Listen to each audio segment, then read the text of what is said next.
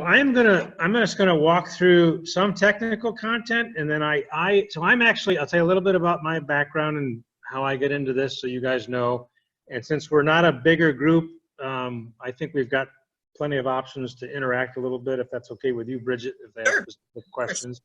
So as I was telling Juan, my father worked in airline maintenance and jet engine maintenance, and we ended up building radio control airplanes just because we both liked aviation when I was a kid.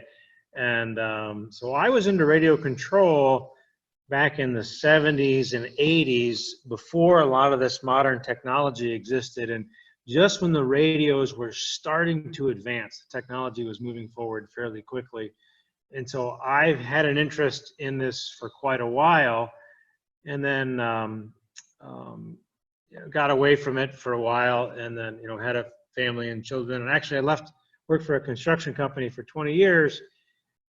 That's another story. But I ended up left that, and I became a pastor of a church here in West Chicago, and in the far west suburbs, and we were looking at the ministry model and what it keeps to keep a church building. And I says, I really need a side income. The church can't really afford to pay me a consistent salary with the cost of keeping the building. So I was going, what do I know how to do? And I always liked radio control, and I was already doing these drone classes. And I was telling Bridget this earlier. I was teaching drone classes to high school students to try to teach them about science. I have 2 engineering degrees.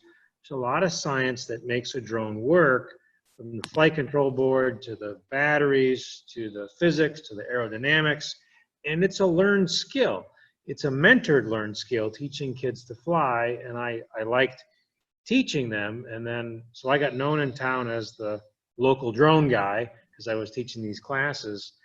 And then a guy in Carroll Stream called me up. He says, hey, we had a drone hit a tree, fell into a lake. Can you fix it? I said, yeah, I'll look at it. And I fixed it, and this was not I was doing all home-built drones. So we build all the parts and solder them all together because I wanted the students to have the experience of building and knowing what all the parts did. And so, and not just flying it, but I wanted to understand all that. So that forced them into that process. But I fixed this DJI drone, and all the other drones we were using were just basic, and then we were building racing drones and things like that, and just teaching the kids to fly. But as I fixed the DJI drone, it was the first time I had seen the quality of the video, and I go, wow, the video quality is really stunning. And I go, we had started talking about this, and I said, well, I really think that I can make a business out of this. So I started about, I think in 2016, started my business, and from there have worked in a lot of different industries in cinematography. And right now, and I love cinematography. If I could just do promotional, there's an art to it, and I just really enjoy doing movies and the art of bringing a good video together. But with the COVID virus, a lot of that work has dried up. No one's going, hey, promote my building. I'm going to sell my building or whatever.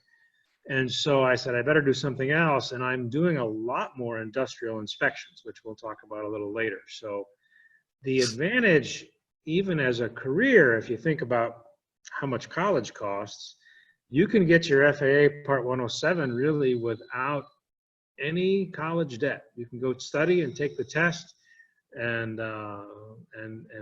maybe build a career out of it. So it's a possible learned skill, not for everybody, but it's something I promote on that basis. So anyway, that's a little bit about me.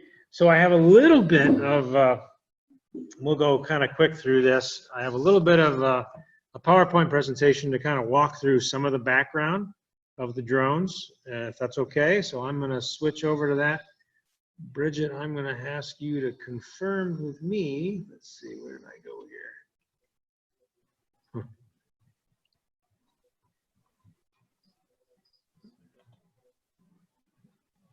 Here we go. All right, can you see that? Looks good. All right, we're there. So some people, what's a drone? And they think a drone is really, one of these devices. Well, not really. Technically, the FAA, the drone is any unmanned aerial vehicle. And the FAA doesn't really use the word drone. They use UAS, which stands for Unmanned Aerial System. And it really did not start with anything to do with hobbyists. It started really for military applications, as the military was looking at, is there a way to put airplanes and aircraft up without risking the pilot to do that. And so that was the original purpose and intent of this innovation. So believe it or not, this goes back to a guy named Reginald Denny in the 1930s, who started his own business and did a lot of innovative development. If you think of how limiting that was and what radio technology was in the late 1930s, really astounding that they could do that. And the first drones tested was by the U.S. Armed Forces in 1939. And again, they were trying to test aircraft. And, World War II there was concerns about a global conflict, and they were trying to see, can we deliver weapons using unmanned aircraft? And then the war started, and nothing was developed that was good enough. But by 1946, they had 8 Boeing, I missed Boeing there, B-17 Flying Fortresses that were radio controlled. They were controlled from a radio in a Jeep, and this was the first really operational drones, we could say. That's not how we refer to them now. We go, oh, there's a drone, but it's really any unmanned aerial vehicle. And so these are really quadcopters. Quad from 4. These have 4 motors, 4 propellers, but some have 6, some have 8. A lot of drones carrying movie cameras will have 8 motors, just because the additional stability, and they're carrying really heavy cameras. So a little bit of the background. So I talked a little bit about hobby development, and so as we got out of the war era, people started developing this into a hobby. In the 1960s, which is before I got into it, it was very rudimentary and basic. The radios were, you had to design something that would fly straight, and you could get one operation, like maybe left rudder or right rudder. So you hit the button, so you had maybe a radio with one button. You push the button, and it would turn right. You let go of the button, and it would go straight, and that's all you got. And in the 1970s, when I got in, they started to develop what they called proportional control into the control system. So in the 1960s, you had all or nothing. It was, for example, the rudder is hard right or straight, all or nothing. Proportional control, so these little sticks here, I can have, this is the elevation here on the drone. I can have climb slowly, climb medium, or climb anywhere in between, or as fast as you can go, depending on how far I push the stick. So proportional control was a big move forward. Back then at the beginning, the radios were all AM. Between the 70s and 80s, somewhere in there, everything moved to FM radio, which gave you a long distance the radio signal can travel, but a big risk if someone turned on the same radio frequency, you lost your signal and your airplane was coming down. So we did a lot to try to make sure no one else had the similar radio on at the same time. And then a big innovation came was with 2.4 gigahertz radio. So all of these radios, believe it or not, let's see, this is my radio for my Phantom 4 Pro, and this is my radio, I got 3 of them here, for my Inspire 2, which is the big drone. They all operate on the same frequency that your Wi-Fi does, 2.4 gigahertz, but the signal is, I don't know, maybe scrambled isn't the right word, but it's arranged in a way where all the radios are unique to one receiver and they don't interfere with each other if everything works well. That's a big move forward. So as that happened, back then you were still into, there was only airplanes, were the only things that existed.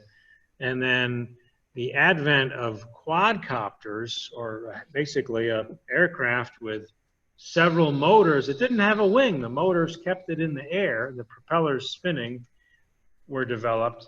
And to that, you needed a computer that would monitor the speed of all the motors and modulate them for you, so it wouldn't tumble out of the air. And that device is called the flight control board, and that allowed, suddenly you didn't have to do all the flying. You had a computer to help you out. That was a big advancement. So we're covering maybe 40 years of advancement. That's pretty good, huh? So I'm going to move into what makes modern drones possible. So you guys are probably familiar. Let's see, where's my biggest? You guys are probably familiar with electric motors.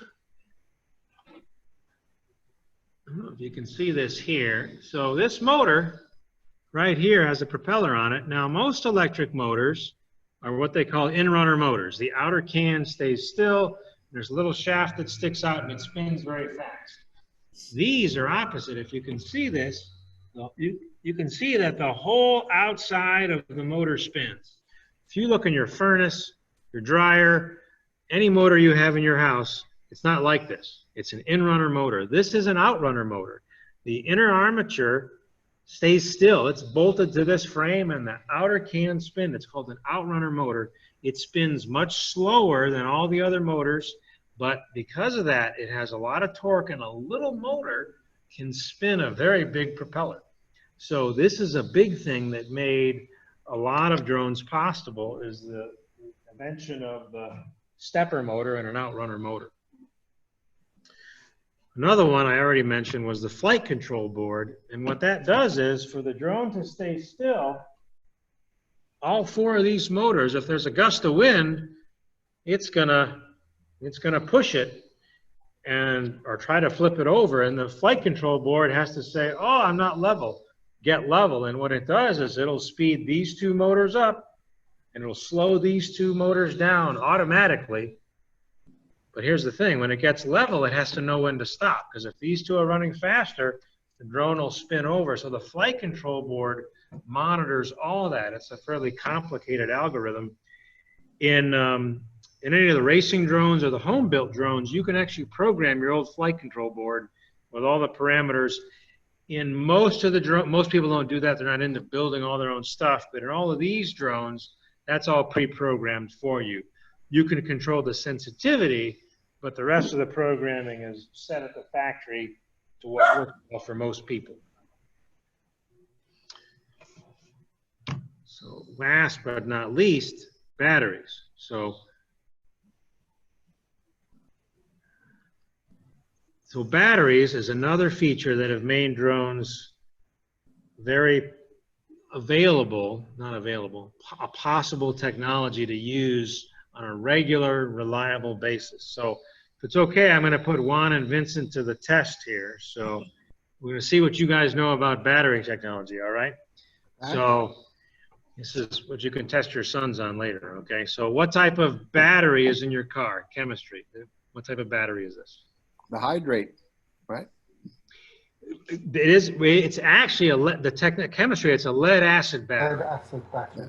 So there's lead plates in there with, and I forget the type of acid.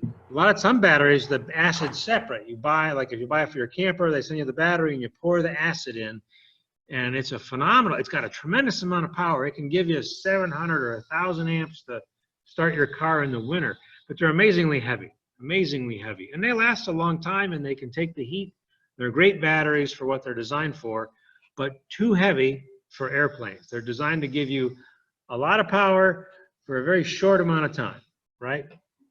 So if you go to Menards and buy batteries for your flashlight, what type of batteries are you buying? Alkaline? Alkaline batteries, that's a different battery chemistry. Right, right. Now, I'm going to test your history here, and who's a little older. Anyone remember the first rechargeable batteries that came out? Nickel cadmium? Yeah, very good. Nickel cadmium, right, right. NiCad batteries. So that was the first rechargeables that came out. Anyone remember there's a problem with nickel cadmium batteries? If you don't charge them up and run them all the way down, what happens to them? They'll eventually die on you. They develop a memory. Say you only use 30% of the memory, it gets resistance, 30% of the battery, and then you recharge it every time. It develops a memory, and that becomes the capacity. So they call that battery memory. And so they really had to know how to take care of them to get the most out of them. And the cadmium is dangerous for the environment. So they came out with another battery. Next generation was nickel metal hydride. Remember those? That was the next generation. That had more power than NiCads and didn't have the memory problem. Now, that's all old technology, old school. Now, your phone. All of us have a cell phone. What battery's in your cell phone? Lithium. Lithium. Okay, what kind of lithium? Ion. Oh, good. You guys are good. You guys are good. Right.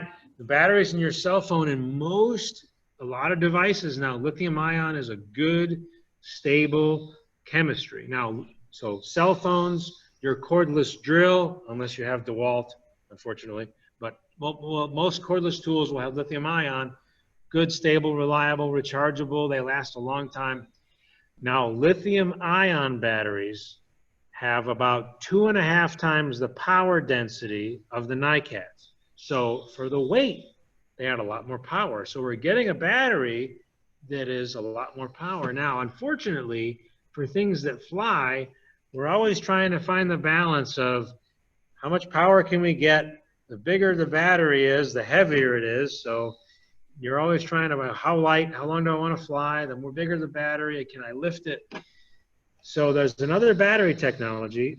You guys know what most radio-controlled drones, cars, boats use for batteries. You may not have heard of it. I'm just asking. No, I thought it was lithium ions, but no. Most of the time, no, is lithium polymer. Lithium polymer batteries have about 4 times the power density of the old NiCads. So it's more power than lithium ion, but there's a fire danger with lithium polymer batteries. If you have a big crash, see if I got one here. No, here's mine. So this is the battery that goes to this drone here. So say I crash this drone, and there's 6 different cells in here, maybe 4. I think this one has 4. Now, say I crash it really bad, the drone's destroyed, but I think maybe the battery's good, but if the separator between those cells is punctured and the chemicals mix, there's a good chance this will catch on fire. So if I'm flying a radio-controlled aircraft and I crash it and I'm not sure about the battery, I'll put it in the backyard and leave it outside and see. So this is one of the downsides of these batteries. You know, if you remember a couple years ago, Boeing had some trouble with an airplane they were testing, caught on fire. Yeah. You remember why that was? It was because of these batteries. It was because of not this particular battery, but they had a backup power unit that had some of these batteries that caught on fire. So, so a lot of power, but you have to be careful with it. So, all right, a little more. So the stability of that battery could present a problem, rather if it's shaken too much or anything like that. Could that present a problem for causing a fire? Not shaken. The industry's pretty good about manufacturing them. So I mean, I've been flying these for years, and I've never had one catch on fire. I have crashed some of the racing drones. I have crashed, not these. It's funny, racing is the opposite of, for this in cinematography, you want to be buttery, smooth motion. Racing drones is the exact opposite. You're trying to go as fast as you can, as hard as you can, in very quick turns, but you're more likely to crash doing that. But I haven't had one catch on fire, but you go on YouTube and the guys will So yeah, they'll run a nail through one of these, which punctures all the cells, and they'll show you what happens. So not being shaken, but if you have something that disturbs the integrity of what's built, it can catch on fire. Thank you. So anyway, good question. So actually some guys I know, my father actually, he still flies. He has, ever see those ammunition containers? They're all steel. Yeah, boxes. He keeps his batteries in those. You know, there's a fire, it's in this steel box, you know, so a little thing about drones, and you know, most of these drones, the reason they're useful to us is they have some type of sensor on them, some type of camera sensor or thermal sensor. Most of it is a normal camera like we're looking at, and cameras are different sizes. The sensors are different sizes. So this is a GoPro Hero 8. This has an 8 megapixel sensor. So this is a iPhone 11. This has a 12 megapixel sensor. So most of the professional drones I'm using have what they call a 1-inch sensor, which if I'm doing photographs can give me a 20 megapixel camera or 20 megapixel photo. So that's really, if you're doing professional work, that's really what you have to have, that size sensor to do a lot of the work. If you're just learning how to fly and doing this for fun as a hobby, I don't think you need to spend the money on that. You can get a lot of good images, and some of what I'm doing is I'm doing inspection work, and I need all that detail and doing professional video. But if you're just doing it as a hobby, you probably don't want to start there. So there's a lot of good options there. So I don't know, anyone into photography? I did photography in high school, back when it was film, if you can believe that. So this is a ground camera, but I can take this off. So this is my Fuji X-T3. I don't know if you can see this here. That's the camera sensor right there. So the light comes through the lens and hits this sensor. Now this is an APC style sensor. And believe it or not, this is rather rare. The size drone to carry a sensor this big is a big machine. So as you get bigger, you think of this as a heavy camera. And so the biggest drone I have is the Inspire 2, which is back there. And that still carries a 1-inch sensor. The only difference is this camera, even though it looks monstrous, is on a gimbal. So the gimbal can stay steady, but it has interchangeable lenses. So this is a 12 millimeter lens, which is very wide angle. This is a 45 millimeter lens, which is 4 times closer. So when we're doing windmill inspections, we're using this so I can stay 40 feet away from the windmill and inspect all the blades, where that I'd have to be about 8 feet away. And if it's windy, then the danger of hitting it is much greater. Talked about lenses. So about 4 years ago, maybe 3, we had a drone. We would take one of these GoPros. We would strap it to the drone. We would push the button. We would take off. We would fly around. We would land, and we'd look at what we had. And that's pretty archaic now. What's happened now is from the remote control, I control the direction of the camera, the ISO, the shutter speed, the aperture, the white balance, all from the remote control. That is a phenomenal leap forward in being able to control all the camera features from the ground. So that's, yeah. Are you able to view what you're recording? Oh yeah, you have to, yeah. Simultaneous, okay. Yeah, so the mod, yeah, all that, then that was a big step forward. Not only can you view it, you know, you're moving the drone and you can pitch the camera. That's really the drone is really a camera platform where you can put the drone where you need it to get the best image that you want. So yeah, it's phenomenal leap forward. All right, so drone uses. So I'm just going to go through some of what we're seeing from a career point of view. If I may ask a question before you get Sure. into all the No, go ahead. Go ahead. okay, with regards to that, what is the amount of time that you have with your batteries? In other words, how long can you fly? And if you're going to be taking videos, how much of that flying time does it decrease, etc.? Yeah, that's a good question. That's actually changed quite a bit in the past 2 to 3 years. So most of these drones, they advertise between 25 and 30 minutes, but they lie to you when they tell you that. That's if the drone is not moving and there's no wind, right? So, but you have a pretty doable 20 minutes of flight time. So if I'm doing construction work, this is a Phantom 4 Pro. This is great for mapping construction sites because it has what they call a global shutter. You've got an easy 20 minutes. If you push it, you can get about 24, 25 minutes. But then your batteries are completely dead and you're wondering if you can get back. So, well, 20 minutes there. This is the Mavic 2. This is the next generation up from that. Does not have a global shutter though, so it's not as good for mapping. But very portable, very quiet. Still, you're in the 20 to 25 minute range without too much trouble. The windier it is, the drone is fighting the wind, so it has to compensate to stay in one place, so that decreases battery time. Camera usage is not a heavy drain on the battery. It's really the motors that are the biggest drain. The big drone here, this is the Inspire 2. Let me take these here. This actually has, you can see this actually has 2 batteries. I just took both of them off here.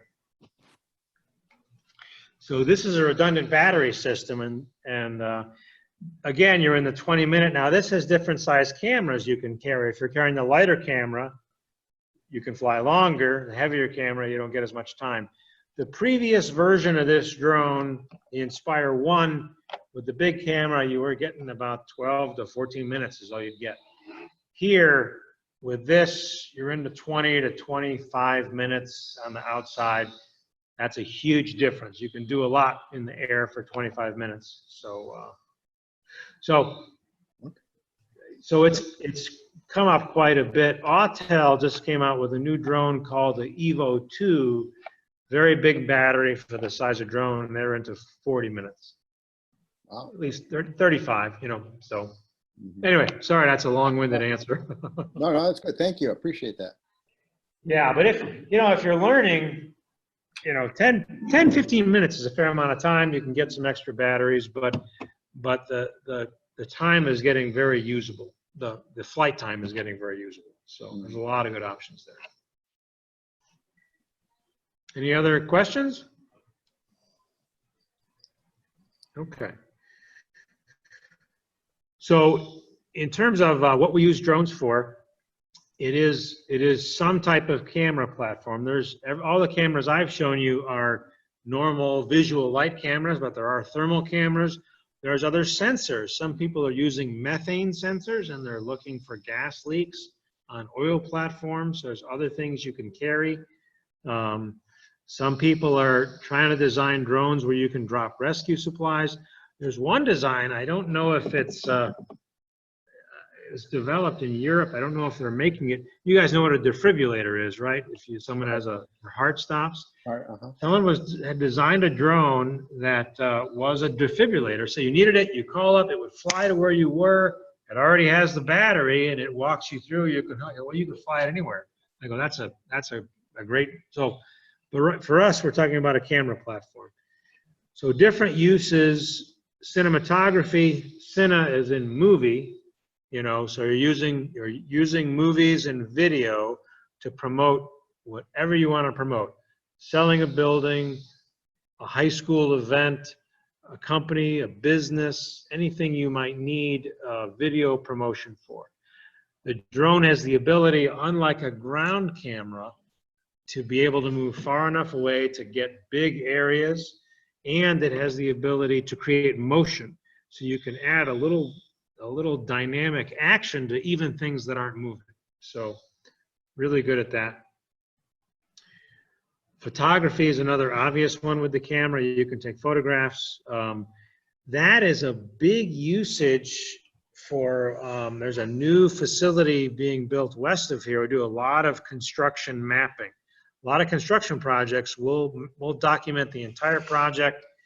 Sometimes, I think last weekend, I took 1,400 photographs with that white drone here. And the computer will stitch all the photographs into one image. And it's very accurate. They have an accurate record of where everything is. And 3 months from now, it goes, hey, you guys helped me up. He says, well, let's go back and see where you were. Say the underground excavator says, well, then you have a permanent record of everything that's happening on the job site. So it's a great documentation tool. Another one that is proven to be very accurate is volumetric measurement. So measuring stockpiles of sand, cement, rock. I actually did some for Nucor Steel. We were measuring the piles of scrap they had for recycling. It's actually within, if I remember right, 3 to 4% of having a guy climb it with a surveyor's pole. And this is taking the photos and stitching it together. It's proven to be very accurate. So a very quick way to do that, safer way to do that. So the other thing that I've been doing a lot more of with the advent of the virus is some of the promotional work has gone away with COVID-19. People go, I don't know if I want to try to sell my building or promote my company because my company's closed right now. So a lot of inspections, bridges and infrastructures. I actually do inspections for cell phone tower companies. And interestingly, one of the things there that's happening is all the cell phone companies are going to 5G. A lot of the technology is really old. So it's been up on the tower. They know they bought all this stuff, but they don't know how much room they have left on the tower. So we'll go out and we'll map the tower and give them a 3D model of what's there. And actually Nokia does that. Before they engineer all the 5G equipment, we go out and document the tower, and they buy all the equipment from the model we give them. So, so it's a neat application for what the drone is good at. Buildings, believe it or not, it's great at inspecting buildings. There was a new building on Grand Avenue. It's almost 800 feet tall. It was a brand new building. It's probably only 2 years old. And the contractor didn't install the glazing correctly. And he said to the owner, the inspector said, you didn't do it right. The contractor said, we fixed it all. The owner said, I wanted proof. So we went out to document the entire building and photographed the entire building, each side, 800 feet tall. So all this is supposed to be automated. You punch all this in the software, and the drone would fly up 800 feet, move over, down 800 feet, and it would document the entire structure. So we had all this programmed in the drone. This is where you think, we don't need pilots anymore. It's all automated. Well, we went out there, 800-foot tall steel structure. You get close to the structure, you can't get any satellites because you got this big steel building in your way, so the drone doesn't know where it is. Drone doesn't know where it is. None of the automatic software works. So I had to fly it manually. And this is why you still need people who know how to fly, because there are some times when all the automatic features do not work. And this is why you need to be a good pilot, because in the city, you make a mistake and hit the building 800 feet up, well, that drone is coming down somewhere. So anyway, so yeah, it's a thing. And something I just started this year was doing wind turbine inspection. It's required to inspect the turbine blades, those big white wind turbines in the farmers' fields. They actually get damaged and get lightning strikes, and they're required to be inspected every year. It's a great application for the drone because all the photos are geotagged, and they get a permanent record of all the damage, where everything is. If they got a crack, they can come back next year and see if it grew or if it's still the same size. So I actually have a video of that we may show a little later. So in terms of careers or possible careers, here's different avenues. So you can be a drone pilot. This is what I do. So the FAA term of this is a pilot in command. So I'm responsible to fly the drone and gather the data. I do a lot of contract work for other companies. Because the amount of work I do, I've gotten pretty good at what I do. I just have a lot of experience and time on the sticks. So you know whatever you practice, you get good at. So there's other aspects and possible careers in drones. Some of the guys some of the high school students I did drone classes with 3 years ago are actually doing drone and battery development in college now. And so if they get interested in drones, it doesn't necessarily mean they have to be on the pilot end of things. You could be a developer in new equipment, which is fairly complicated, trying to fit all these features into a small, affordable package that's light enough to fly. Another option is, and this is a big deal, is software development. You can't just have good hardware. You need the drone to work well, but not only that, the drone accumulates so much data so quickly. You need to have interfaces where the owner can sort through all this data easily and find what he needs. And so software development for data management is and mapping and integration. There's several new platforms out there. And I'll give you an example, like the facade inspection, like inspecting that vertical surface of the building. There's only 2 companies in the world that I know of who make software for that. That's not a lot. And they go, who makes software for this? Well, I signed up for one of them, and then I found out it didn't work anyway. But there's a lot of opportunity, and as we get more and more advanced, people are going to have more of these features be automated down the road. So that's another possible career. The other thing, even for people who aren't pilots, is you'll have people who manage all this data. The people who hire me, most of them are not pilots. They manage data, they inspect the data, they provide it to the customer in a way that's useful for him. And so there's lots of avenues there. Anyway, so that is most of what I wanted to share from a technical perspective. I did have a few video samples we could show to you guys if you wanted, and I figured I'd open it up to see if we had any questions before we did that.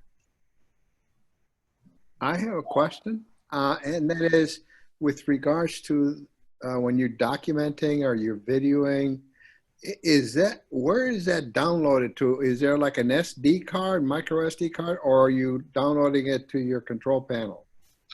It is possible to record on the screen, but you're never guaranteed that your video feed is going to stay intact on the screen, where it's not going to drop out. You're not going to lose a few frames. The broadcast technology has gotten much better than it used to be, though. But it's recorded on an SD card or a micro SD card in the drone. Some of the higher end video bit rates the SD cards can't handle. So like the Inspire 2, the big drone over there, if you're using some of the higher bit rate encryption codes in the bigger cameras, you actually have to use a local SSD drive. There's so much data, little micro SD card can't handle it. But honest, for most of what we do, if what you're doing is going on Facebook or YouTube, it's just a micro SD card is fine. But that's on the drone. That's on the drone. Right. And the next question, when you indicated like you go and do these recordings of these, like the building, do you need permission from the city or FAA or anybody like that to operate it? That's a good question. Actually, let me show you something here. See, I think it's in this video. Hang on a minute. Oh, hang on. Oh, where was I?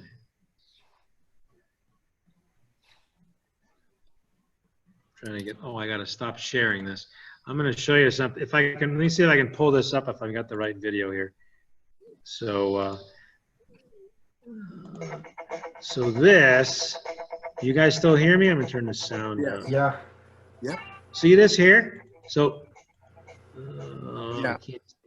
So I'm standing right there. Remember I told you this building that was 800 feet tall? Uh-huh. That's right here on my left. Yeah, right, this tall building. I'm coming into land right now. I videotaped my landing. So there's people walking. You see a guy. Now I sped this up, so you have to watch the whole thing. I'm right there in the orange vest. So this is a John Hancock building. Oh, I can't point to actually the cursor. This building right there, that's 451 Grand Avenue. That's the building we inspected to see if the facade was. Now it's a question of who do I have to ask for permission to do that? So it turns out the license for flying a drone is an FAA license. That's a federal license to fly a drone commercially.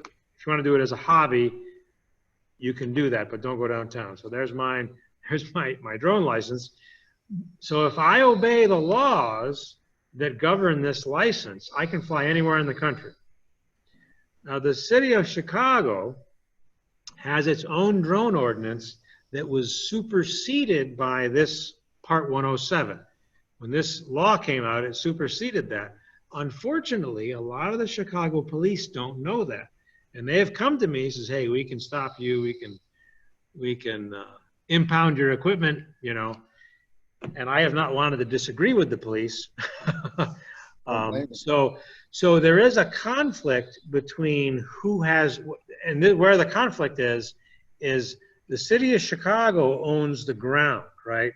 But look at where my drone is. I am in the air, right? Now, who owns the airspace? The FAA, the Federal Aviation Administration, says they own the airspace. But they have not told the local municipalities. This is kind of a fight that hasn't happened yet. So legally, where the dividing line is, any city or town can legally say, you can't take off and land on our property. But actually, once you're in the air, if you're obeying the FAA rules, you're legal. But you're legal getting to that point, possibly.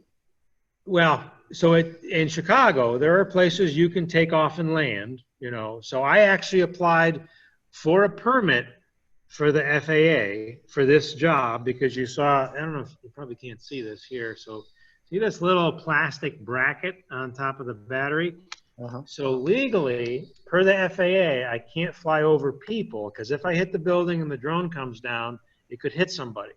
Right. So there's a company in Israel who makes parachute systems that will deploy if something happens to the drone, it'll come down at a slow rate. Now, since I couldn't guarantee that, I applied for a permit from the FAA to fly over people with a parachute. So I had a permit from the FAA to do that job at that location. And that's a struggle that a lot of people ignore in a big city. A lot of hobbyists ignore that. But, so yeah, that's an issue. Okay. So yeah, so you need to be careful. You can't fly out of there are some places you can fly in Chicago as a hobbyist. You can't fly from any of the public parks though, the Chicago Park Service. But there's a lot of private fields and in the suburbs, I don't know where you live, where you can fly. It's harder downtown though, so. Does that help? Yep, thank you.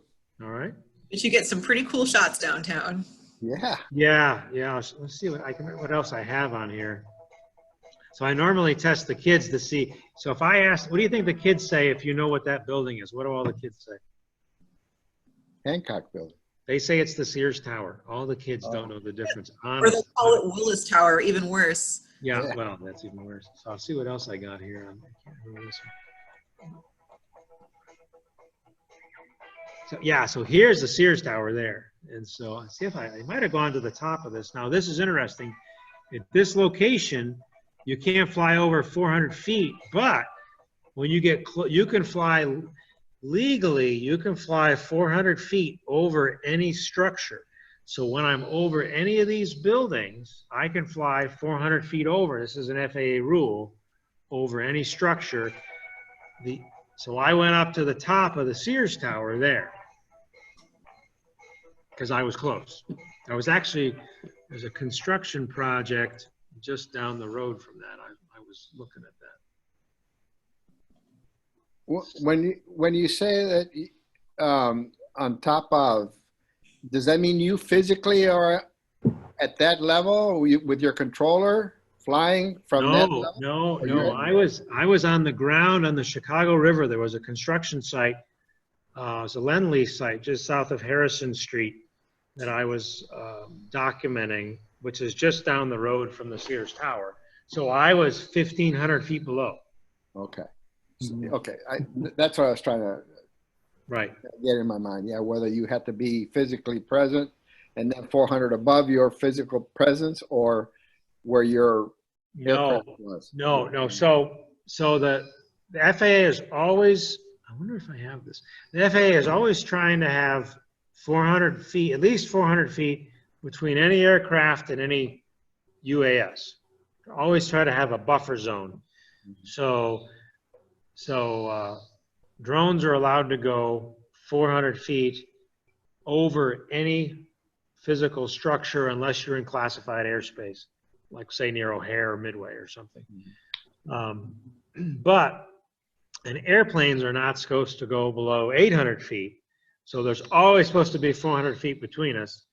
I actually have a video of, gosh, I don't know if I can find it.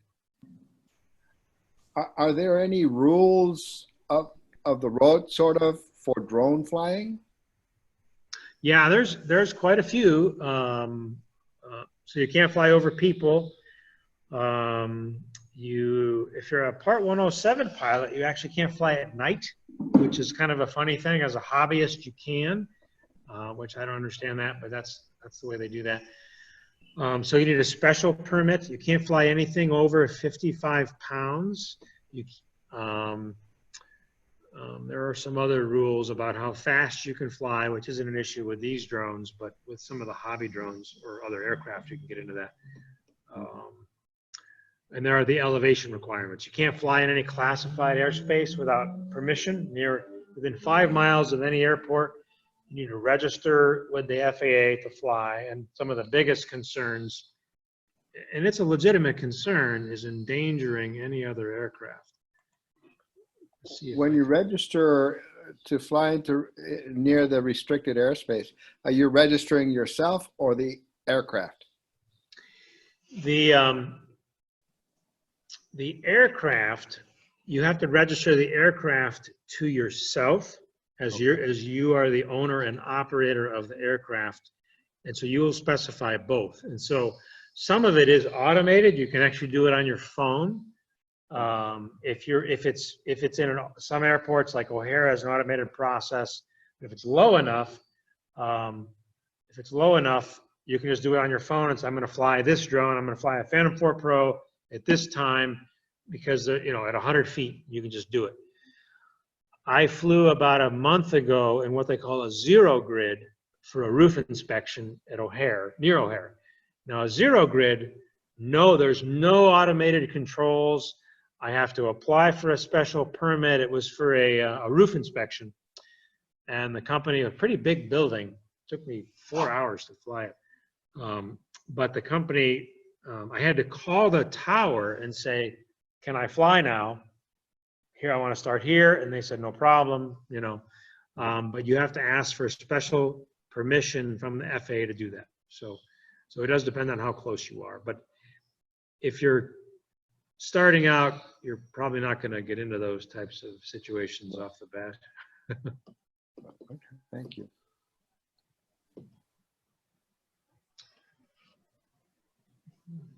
Any other thoughts or questions? Just looking for a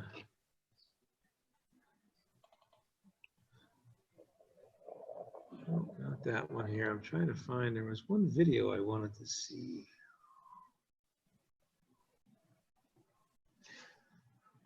When I was doing these wind turbine inspections, there was, in Minnesota, there was one guy who had a small aircraft and he was way lower. Oh, I can't find it. I don't know where it is. No, it must be somewhere else. Oh, maybe this is it. Here, let me see if I can share this here.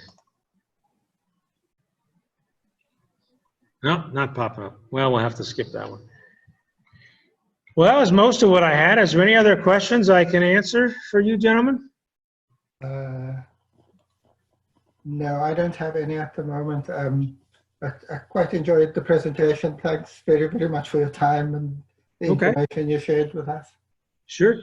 Now, Vincent, did you say your son was interested in this? Yes, he was. He was pretty good at, you know, flying the toy craft he had. It was way, way better and much more coordinated than I was. And yeah, he just finished high school.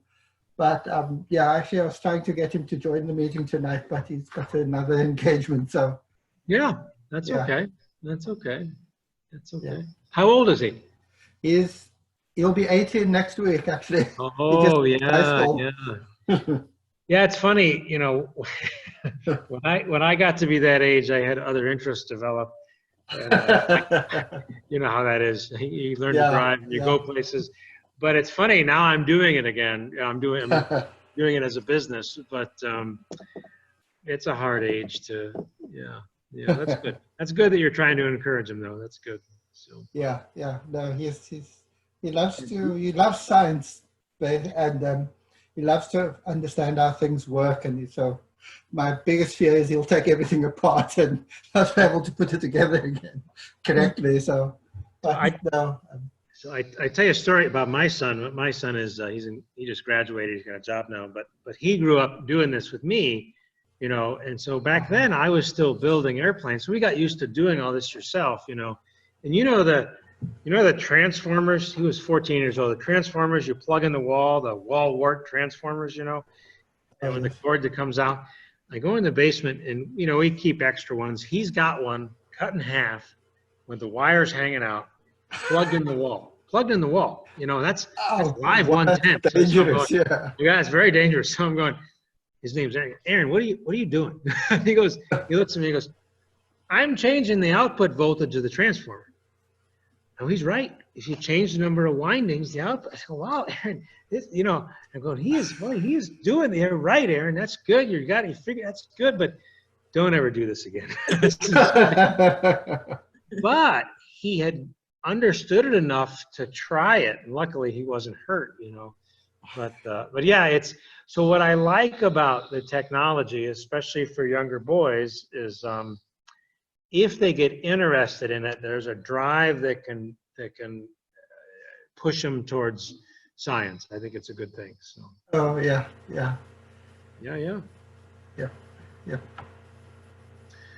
Well, thank you so much, gentlemen. It's been nice to talk with you tonight. If you have any other questions, Bridget has my contact information. Send her an email and she can reach out to me if you have any other questions, or if you want to know, I'm very cheap, as most hobbyists. Radio control hobbyists are all cheap. It's just the way they are.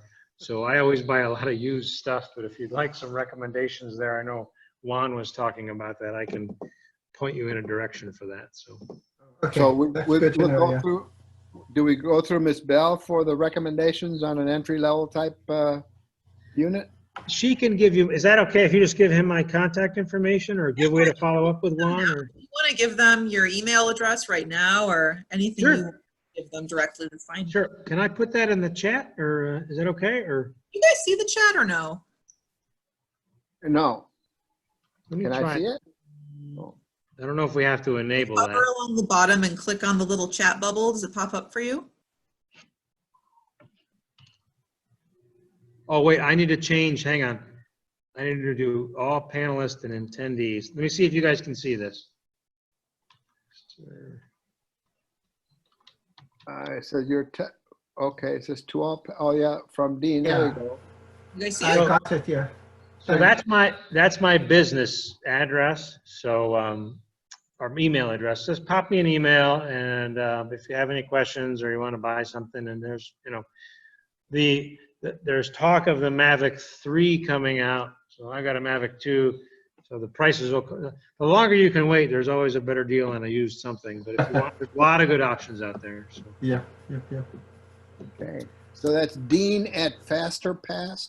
Yeah, so I'm a pastor. So if you go to all these RC groups, my login name is FasterPaster. So I fly things that go fast. Okay. And it turns out that website was taken so fast. But anyway, so it's Okay. here's my other one. This is where I don't share about my business, but I share of how I.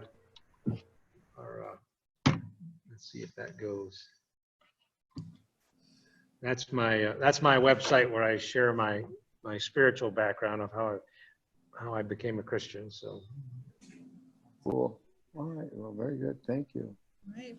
Thank you, Juan and Vincent, for attending. yeah, thanks for checking in, guys. Thank you very much. This is Appreciate the it. first Stay safe. online meeting I've attended through the Glen Allen Library, so I'm sure we'll be looking for more in the Thank you. future. Thanks, guys. Yeah, We thank often you. love one. Yeah, a couple years ago, we did one at the library where we flew drones and we let the children fly in the library. It was very popular. I But can because of imagine. the virus, we had to cancel that. So, but it was fun to fly inside. It was enjoyable. There someday. Yeah. Well, thank you, gentlemen. It's been good to engage with you and connect with you. Thank you. Likewise. Enjoy the rest of your evening. Good night. Have a All right. good evening. Bye-bye. Thank you.